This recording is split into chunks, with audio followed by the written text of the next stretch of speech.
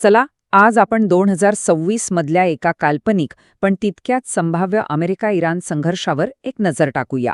या ऑपरेशनचं नाव आहे operation epic fury आणि आपण जे काही विश्लेषण करणार आहोत ते या मोहिमेच्या सुरुवातीच्या म्हणजे पहिल्या 5 आठवड्यांच्या धोरणात्मक मूल्यांकनावर आधारित आहे. तर या ऑपरेशनची सुरुवात झाली 28 फेब्रुवारी 2026 रोजी. या दिवशी अमेरिका आणि इस्रायलनं मिळून इराणच्या लष्करी पायाभूत सुविधांना टार्गेट करत एक मोठी मोहीम सुरू केली.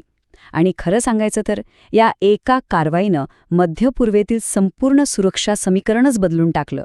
त्याला एक नवं आणि खूपच धोकादायक वळण दिलं. या कारवाईचं कारण काय होतं? तर त्यावेळचे अमेरिकेचे परराष्ट्रमंत्री मार्को रुबियो यांनी एक खूप महत्त्वाचं विधान केलं होतं. ते म्हणाले की इराण सरकार पुढच्या 12 ते 18 महिन्यात अभेद्यतेच्या टप्प्यावर म्हणजेच पॉइंट ऑफ इम्युनिटीवर पोहोचेल असा अंदाज होता आणि तो टप्पा निष्प्रभ करण्यासाठीच ही प्रतिबंधात्मक कारवाई आहे. म्हणजे सोप्या भाषेत सांगायचं तर हा हल्ला बचावासाठी नव्हता, तर भविष्यातला एक मोठा धोका टाळण्यासाठी होता. धोका निर्माण होण्याच्या आधीच त्याला मुळापासून संपवून टाकण्याचा हा एक प्रयत्न होता.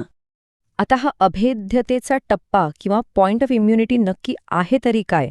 या कारवाईमागचं खरं धोरणात्मक कारण समजून घेण्यासाठी आपल्याला ही संकल्पना जरा नीट समजून घ्यावी लागेल. तर पॉइंट ऑफ इम्युनिटी म्हणजे काय? ही एक अशी लष्करी स्थिती आहे जिथे एखाद्या देशाकडे इतकी क्षेपणास्त्र आणि ड्रोन्स जमा होतात की ते एक प्रकारचं अभेद्य सुरक्षा कवच तयार करतात. आणि मग या कवचाच्या आत बसून बाहेरून कुणी हल्ला करेल या भीतीशिवाय तो देश आरामात अणुबॉम्ब बनवण्याचं काम पूर्ण करू शकतो. अमेरिकेला भीती हीच होती की इराण याच टप्प्याच्या अगदी जवळ पोचला होता आणि एकदा का ते तिथे पोहोचले की मग त्यांना अणुबॉम्ब बनवण्यापासून रोखणं जवळजवळ अशक्य झालं असतं. हीच शक्यता टाळणं हे या मोहिमेचं सर्वात मोठं कारण होतं. आता हे असंतुलन किती मोठं होतं ते या आकड्यांवरून लक्षात येईल. बघा, एका बाजूला इराण जो दर महिन्याला जवळपास 100 क्षेपणास्त्र बनवत होता आणि दुसऱ्या बाजूला अमेरिका जे हल्ले रोखण्यासाठी फक्त 6 ते 7 हायटेक इंटरसेप्टर्स बनवू शकत होते. म्हणजे गणितच बसत नव्हतं. अमेरिकन अधिकाऱ्यांचं म्हणणं स्पष्ट होतं की या गतीने आम्ही फक्त बचाव करत राहिलो तर हे युद्ध कधीच जिंकू शकणार नाही. त्यामुळे हल्ला करणारी क्षेपणास्त्र रोखण्यापेक्षा ती जिथे बनतात त्याच जागेला त्या उत्पादनालाच मुळापासून नष्ट करणं हा एकच पर्याय उरला होता. आणि याच विचारातून अमेरिकन प्रशासनानं या कारवाईसाठी 4 अगदी स्पष्ट आणि निश्चित लष्करी उद्दिष्ट ठरवली. अशी उद्दिष्ट ज्यांच्यावर कोणतीही तडजोड केली जाणार नव्हती. ही 4 उद्दिष्ट म्हणजे या संपूर्ण मोहिमेचा पाया होता. पहिलं, इराणच्या नौदलाला पूर्णपणे नेस्तनाबूत करणं. दुसरं, त्यांच्या हवाई दलाचा संपूर्ण विनाश करणं. तिसरं, त्यांची बॅलिस्टिक क्षेपणास्त्र डागण्याची जी काही क्षमता आहे ती निकामी करणं. आणि चौथं, जे कदाचित सर्वात महत्त्वाचं होतं, ते म्हणजे त्यांची संरक्षण सामग्री बनवणारी संपूर्ण इंडस्ट्री, त्यांचे कारखानेच मुळापासून उखडून टाकणं. यातलं पहिलं उद्दिष्ट तर जवळपास पूर्णत्वाला आलेलं दिसतंय. होर्मुझची सामुद्रधुनी जी जागतिक व्यापारासाठी खूप महत्त्वाची आहे, तिला सुरक्षित करण्यासाठी इराणच्या नौदल शक्तीचा जवळजवळ पूर्णपणे नाश करण्यात आला. आकडेवारी सांगते की इराणची 92% मोठी जहाजं आत्तापर्यंत नष्ट झाली आहेत, म्हणजे फक्त 8%च शिल्लक आहेत. आता वळूया दुसऱ्या उद्दिष्टाकडे, हवाई दलाचा विनाश. यावरही खूप वेगाने काम झालं. अमेरिकन अधिकाऱ्यांच्या मते इराणचे हवाईतळ आणि त्यांच्या धावपट्ट्यांवर इतके अचूक हल्ले करण्यात आले की हे लक्ष्य मोठ्या प्रमाणात साध्य झालं आहे. म्हणजे एक प्रकारे हवाई वर्चस्व मिळवलं गेलं, ज्यामुळे मित्रराष्ट्रांच्या विमानांना आता कमी धोक्यात आपलं काम करता येते. तिसरं उद्दिष्ट मात्र सगळ्यात गुंतागुंतीचं होतं. इराणचा प्रचंड मोठा क्षेपणास्त्र साठा नष्ट करणं. हे इतकं सोपं नव्हतं, कारण यातली बरीच क्षेपणास्त्र खोरामबेदसारख्या भूमिगत क्षेपणास्त्र शहरांमध्ये लपवलेली होती. तरीही आत्तापर्यंतच्या अंदाजानुसार जवळपास 1/3 साठा पूर्णपणे नष्ट झालाय, आणखी 1/3 साठाचं नुकसान झालंय किंवा तो ढिगाऱ्याखाली गाडला गेलाय आणि साधारण 1/3 अजूनही शिल्लक आहे. आणि आता चौथं आणि सर्वात महत्त्वाचं उद्दिष्ट, हे भविष्याचा विचार करून ठरवलं गेलं होतं, इराणची लष्करी उत्पादन क्षमता संपवून टाकणं. यामध्ये शेहरूदमधले सॉलिड फ्युअल क्षेपणास्त्र इंजिन बनवणारे कारखाने, पार्चिनमधले शस्त्रनिर्मितीचे कारखाने आणि इस्फहानमधल्या ड्रोन आणि अणु कार्यक्रमाला मदत करणाऱ्या सुविधांना लक्ष केलं गेलं. उद्देश हा होता की इराणला पुन्हा लष्करीदृष्ट्या उभं राहायला पुढची कित्येक दशकं लागावी. बरं, तर हे सगळं कागदावर होतं, पण प्रत्यक्षात काय घडलं? चला या मोहिमेच्या पहिल्या 5 आठवड्यांच्या टाईमलाईनवर एक नजर टाकूया, म्हणजे आपल्याला कळेल की ही कारवाई कशी पुढे गेली. तर बघा, 28 फेब्रुवारीला ऑपरेशनची सुरुवात झाली. एकाच वेळी तब्बल 3000 लक्ष्यांवर हल्ले करून.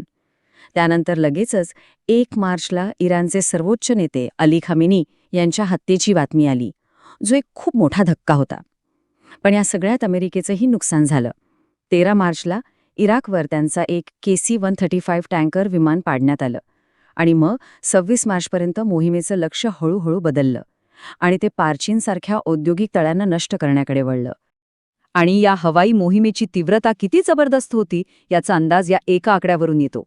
5000पेक्षा जास्त. हो, पहिल्या महिन्याच्या अखेरीस इराणमधल्या तब्बल 5000पेक्षा जास्त ठिकाणांवर हल्ले करण्यात आले होते. यावरून या कारवाईची व्याप्ती किती प्रचंड होती हे लक्षात येतं. पण कुठल्याही युद्धाचा परिणाम फक्त रणांगणापुरता मर्यादित नसतो, नाही का? त्याचे पडसाद सगळीकडे उमटतात. चला तर आता या संघर्षाचे मानवी, आर्थिक आणि भूराजकीय परिणाम काय झाले यावर एक नजर टाकूया.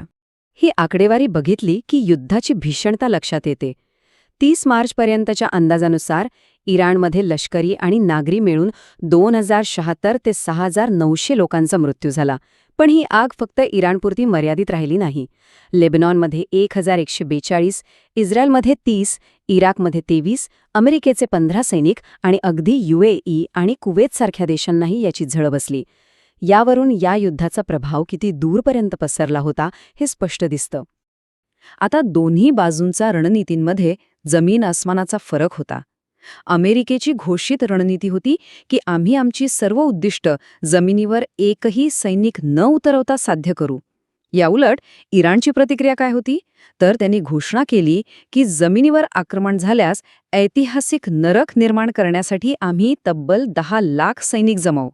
म्हणजे हा सामना होता एका बाजूची हवाई शक्ती विरुद्ध दुसऱ्या बाजूची प्रचंड मोठी फौज. या युद्धाचे इतरही खूप मोठे परिणाम झाले. पहिला म्हणजे जागतिक ऊर्जा संकट. याला इतिहासातील सर्वात गंभीर जागतिक ऊर्जा सुरक्षा धोका असं म्हटलं गेलं. दुसरं, होर्मुझच्या सामुद्रधुनीमध्ये इराणने आंतरराष्ट्रीय जहाजांकडून बेकायदेशीरपणे टोल वसूल करण्याचा प्रयत्न केला. आणि तिसरं, प्रॉक्सी युद्ध पेटलं. इराकमधील इस्लामिक रेझिस्टन्स सारख्या गटांनी आपले हल्ले खूप तीव्र केले, ज्यामुळे संपूर्ण प्रदेशातला तणाव आणखीनच वाढला. तर आता आपण या विश्लेषणाच्या शेवटच्या टप्प्यात आलो आहोत. प्रश्न हा आहे की हे युद्ध खरंच काही आठवड्यात संपणार आहे की मग यातून एक दीर्घकाळ चालणारी बंडखोरी जन्माला येणार आहे? अमेरिकेचा दावा काय आहे आणि खरं भविष्य काय असू शकतं यावर आता विचार करूया. अमेरिकेची अधिकृत भूमिका तर अगदी स्पष्ट आहे.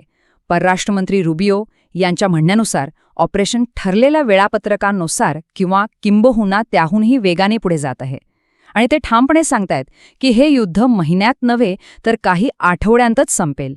त्यांच्या मते हवाई हल्ल्यांच्या जोरावर मिळणारा निर्णायक विजय आता फक्त काही दिवसांवर आहे. पण शेवटी हे सगळं एकाच मोठ्या आणि निर्णायक प्रश्नावर येऊन थांबतं. हवेतून जिंकलेले युद्ध जमिनीवर कायमची शांतता निर्माण करू शकतं का? समजा अमेरिकेने आपली सगळी लष्करी उद्दिष्ट साध्य केली, पण केवळ हवाई हल्ल्यांच्या जोरावर मिळालेला विजय जमिनीवर दीर्घकाळ टिकणारी शांतता प्रस्थापित करू शकेल का? हा एक असा प्रश्न आहे ज्याचं उत्तर फक्त आणि फक्त भविष्यकाळच देऊ शकेल.